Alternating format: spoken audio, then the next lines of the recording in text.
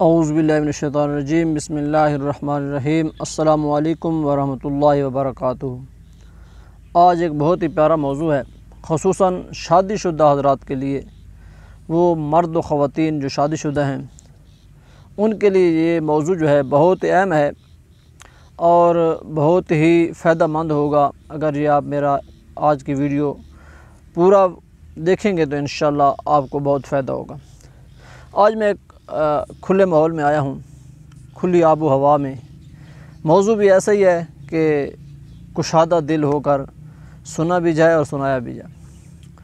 تو بہت سے گھروں میں چھوٹی چھوٹی باتوں پہ لڑائی جھگڑے ہو جاتے ہیں، میاں بیوی میں اختلافات ہو جاتے ہیں بچوں کی وجہ سے۔ تو کچھ خواتین جو ہیں وہ مرد کے ساتھ کبھی کبھی تلخ کلامی بھی کر جاتی ہیں، سخت زبان بھی استعمال کر جاتی ہیں۔ تو اس معاملے میں مرد کو کیا کرنا چاہیے؟ یہ بات آپ میری پوری سنیں گے تو انشاءاللہ بہت مزہ آئے گا۔ بہت ہی پیارا موضوع لے کر آیا ہوں۔ اور حضرت عمر فاروق رضی اللہ تعالیٰ عنہ کی خدمت میں ایک شخص اپنی بیوی کی شکایت لگانے کے لیے گیا۔ تو وہ کیوں شکایت لگا رہا تھا اپنی بیوی کی؟ تو وہ کہتا ہے کہ میری بیوی جو تھی نا ذرا سخت مزاج تھی، زبان کی بھی ذرا کڑوی تھی، چھوٹی چھوٹی باتوں پہ میرے ساتھ وہ لڑائی جھگڑا کرتی تھی۔ تو میں اس کی شکایت لگانے امیر المومنین حضرت عمر فاروق رضی اللہ تعالیٰ عنہ کی بارگاہ میں گیا۔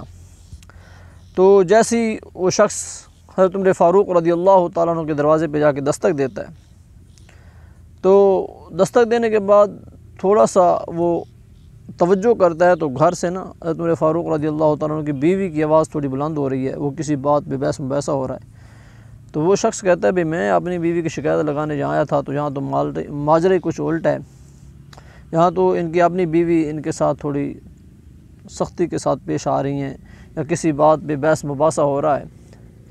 تو وہ واپس پلٹنے لگا تھا تو امیر المومنین دروازے پہ تشریف لائے اور فرمایا اے آنے والے کیا بات ہے، دروازے پہ دستک دی اور اپنا ماجرا بیان کیے بغیر ہی واپس جا رہے ہو، کیا مسئلہ ہے، کس لیے آئے تھے، تو وجہ بیان کرو۔ تو اس شخص نے پلٹ کر امیر المومنین رضی اللہ تعالیٰ عنہ سے جا کر کہا کہ میں اپنی بیوی کی شکایت لے کر آیا تھا کہ میری بیوی ذرا سخت مزاج ہے، کڑوی ہے، تو یہاں پر ماجرا کچھ اور تھا، تو اس لیے میں واپس جا رہا تھا کہ آپ کی اپنی بیوی آپ سے بحث مباحثہ کر رہی ہے تو آپ میری بیوی کو کیا سمجھائیں گے۔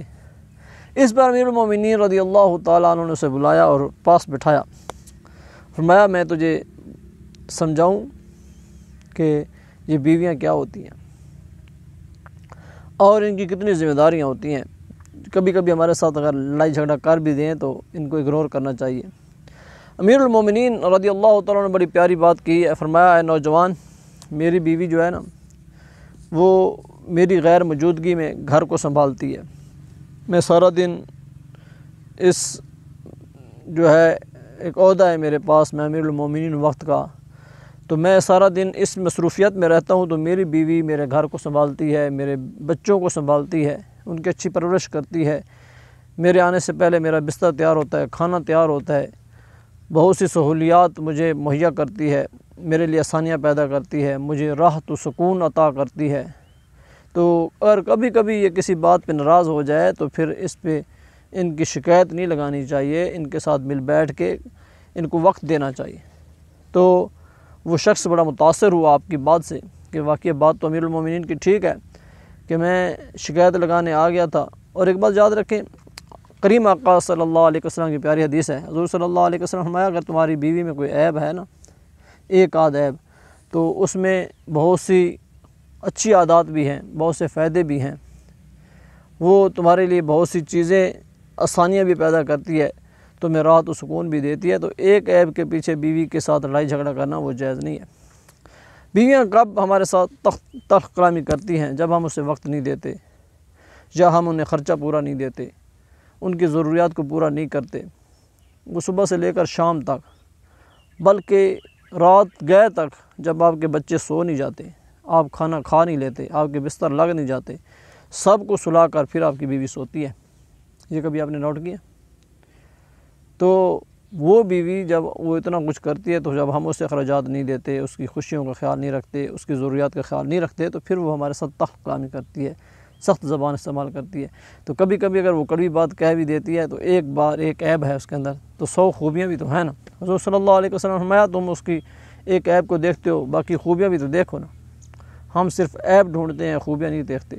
تو ہمیں کتنا راحت و سکون دیتی ہے. اور حضرت عمر فاروق رضی اللہ عنہ نے فرمایا جب اس کو بلاتا ہوں میرے پاس آ جاتی ہے، میرے کپڑے دھوتی ہے، میرے گھر کے سارے کام کاج کرتی ہے، صبح سے لے کر شام تک بیزی رہتی ہے، اور میں سارا دن باہر رہتا ہوں. تو اس کا بھی کچھ حق ہے. اگر وہ کسی بات پہ تھوڑا غصہ ہو جائے تو اس کو کنٹرول کرنا چاہیے.